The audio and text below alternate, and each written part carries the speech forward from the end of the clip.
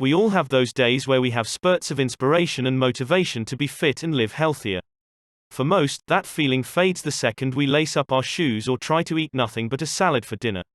Well, the good news is that some people actually are cut out for insane physical ability more than others. Some traits people are just born with, while others are earned through rigorous training and are yearning to be the best. Try to see this article through your rose-colored glasses.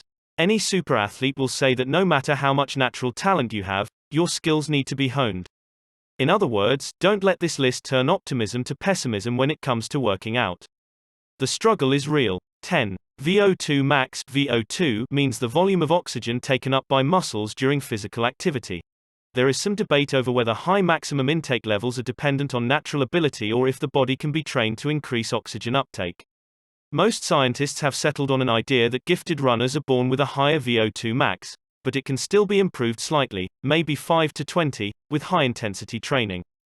This is a very important factor in competitive running for both sprinters and marathoners because the more oxygen their muscles can take in, the less fatigued they will become during a race. More oxygen means less lactic acid buildup, which is the cause of soreness and tired muscles. VO2 max is commonly measured in high-end athletics, which involve a lot of cardio work such as running, cycling, and even skiing. Looking at the maximum oxygen uptake levels of Olympic-level athletes, sprinters generally have a higher VO2 max than marathoners. This could show how natural body characteristics determine what type of sport a person is best at. Steve Prefontaine, a runner with a mile time of 3 minutes 54 seconds and 6 milliseconds, shows a VO2 max of 84.4, whereas top marathoner Derek Clayton's VO2 max is 69.7. Sprinters must be highly efficient at getting oxygen to their muscles, while marathoners run at a relatively slower pace and maintain more steady breathing. 9. Fast and slow twitch muscle fibers. Fast and slow twitch muscle fibers define what kind of running one would be best at. While VO2 max is a compilation of important factors, muscle fibers can be a deal breaker. Everybody has both fast and slow twitch fibers, but the ratio is different for everyone. Some people have about 50% of each, while others can have as few as just 20% of one type. Sprinters generally have a high density of fast twitch muscle fibers, whereas marathon runners have high densities of slow twitch muscle fibers. The real difference between the two types of cells is the way they produce energy, which is a very important factor in running because sprinters and marathoners utilize energy in very different ways. Slow twitch muscle fibers have organelles called mitochondria, which actively expel energy in the form of ATP. Fast twitch muscle fibers rely on stored ATP molecules. This means that fast twitch muscle fibers have a faster reaction time because they aren't actively creating energy during a run. With this in mind, it makes sense that sprinters utilize fast twitch muscle fibers more than slow twitch. Recalling those memories of muscle images from high school biology books, the darker red muscle fibers are slow twitch, and the lighter white fibers are fast twitch.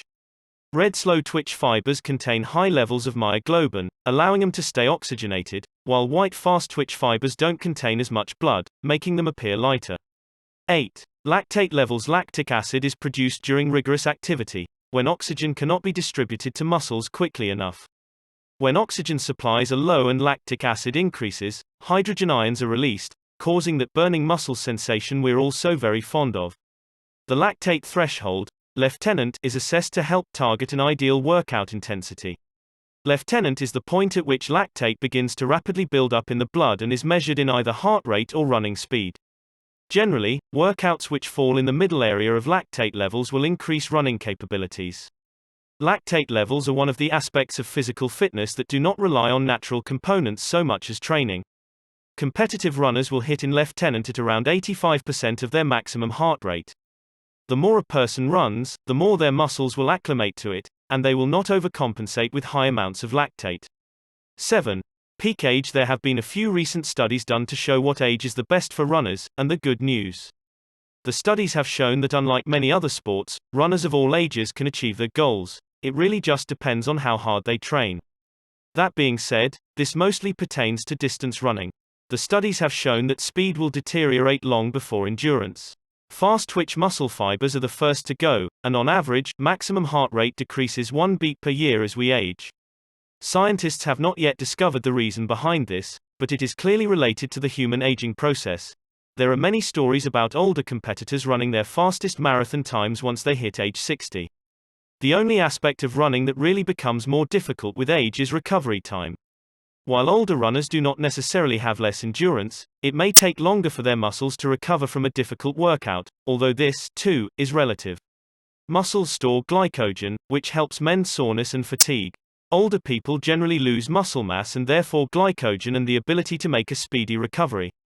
However, if a steady routine is maintained, the effects of glycogen loss can be curbed significantly, allowing runners to hit their prime as late as their 70s. 6. Resting heart rate. This is definitely a trait that people are born with and will not change based on workouts. Studies have shown that runners very commonly have lower resting heart rates than your average Joe. A typical resting heart rate is between 66 and 72 beats per minute in a healthy adult, but competitive athletes will have resting heart rates around 40 beats per minute. One man was measured at only 28. A low resting heart rate grants an athletic edge. It means that it doesn't require as much energy to pump blood through the body. In athletes, low heart rate indicates a very healthy heart and healthy, oxygenated blood. During a workout, the blood can pump up to 7 times as much blood through the body as it does while at rest. This is triggered by an increased need for blood and oxygen in muscles. Athletes who run frequently prompt a change in their autonomic nervous system, which controls involuntary actions such as a person's heartbeat. All of this being said, many factors can influence heart rate besides exercise, and a low heart rate is not always a sign of health, especially in non-elite athletes. Maintaining balance between parasympathetic and sympathetic nervous system activity is what will ultimately lead to a healthier heart rate. Plainly put, that means a healthy balance between rest and activity. 5. Maximum heart rate. Maximum heart rate is obviously directly linked to resting heart rate, and elite athletes are just a little bit different from the rest of us normal weekend joggers. You might think that athletes can go faster and work harder, which results in a higher heart rate, but this isn't the case. In relation to having a lower resting heart rate, athletes will also have a slightly lower maximum heart rate, allowing them to not feel as overworked when achieving amazing speeds and top-shelf endurance levels. Max heart rate is very important to monitor for competitive athletes, because it helps determine a target heart rate for workouts. Generally, the target heart rate should be between 50 to 85% of the maximum heart rate. Keep in mind that heart rates differ and can be indicators of different factors from person to person. For example, women's hearts usually beat 4 to 5 times more per minute, either at resting or at max. Either way, elite athletes have managed to shift the entire heart rate scale down. I always thought they made it look easy somehow. For oxygen systems, there are a few different types of systems with different methods of transporting oxygen to muscles during a workout. The overall categories include aerobic and anaerobic, meaning when oxygen is readily available and when it is not, respectively. An aerobic system uses oxygen that is available, whereas anaerobic systems have no available oxygen and must find another way to restore muscles. During heavy exercise, the body quickly exhausts its oxygen stores. Oxygen can be depleted in as little as 10 seconds depending on the intensity of the activity. The body will then change to an anaerobic pathway, which will readily produce energy in the form of ATP to help fuel the muscles. This process can also cause that burning muscle sensation we all know too well, and the body can adapt to and become used to the process. Elite athletes have trained their bodies to both tolerate low oxygen and use other systems efficiently. 3. Altitude training. Altitude training is a tried and true tool used by elite athletes, particularly runners and swimmers. High altitude, in this case, is defined as at least 2,100 meters, 7,000 feet, above sea level, while 1,200 meters, 4,000 feet, above sea level and below is considered low altitude, although 1,200 meters is still pretty high up, as any exploding bag of chips will tell you. Using this kind of training is one of the ways to slightly change the physiology of your body to help excel in cardio athletics. It has been studied extensively by scientists working with the Olympics to develop new training methods.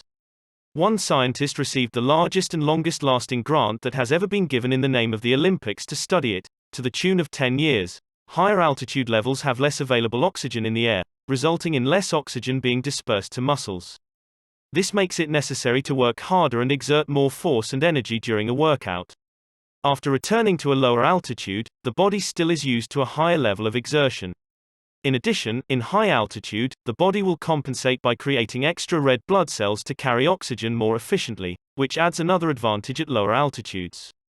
However, scientists suggest that to gain full benefits of altitude training, Athletes must spend at least 12 to 15 hours per day in high altitude for the duration of the training so that the body can acclimate.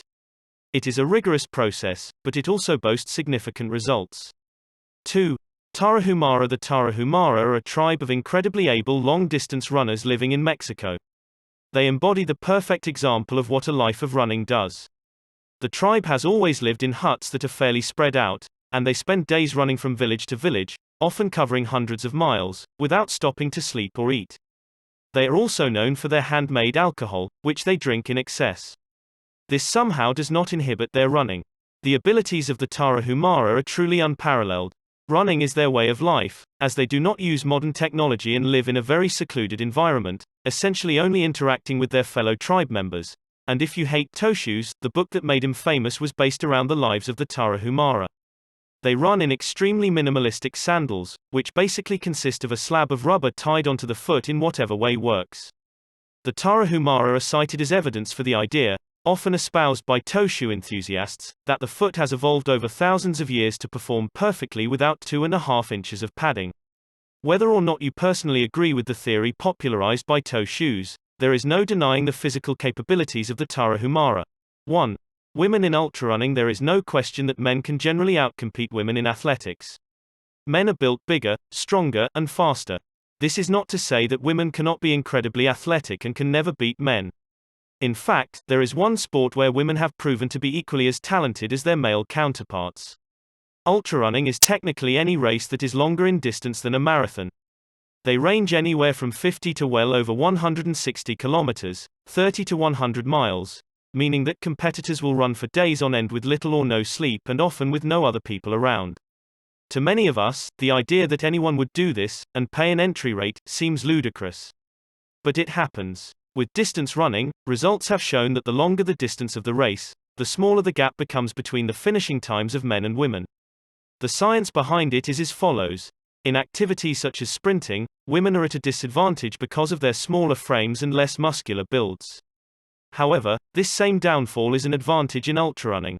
The sport isn't so much about speed as it is about endurance, and women tend to have higher fat stores than men, which also helps to retain liquid. It can take days for this to pay off, which becomes clear on the trail. There may come a day quite soon when the top women can outcompete the top men in the same race purely due to well-adapted physiology.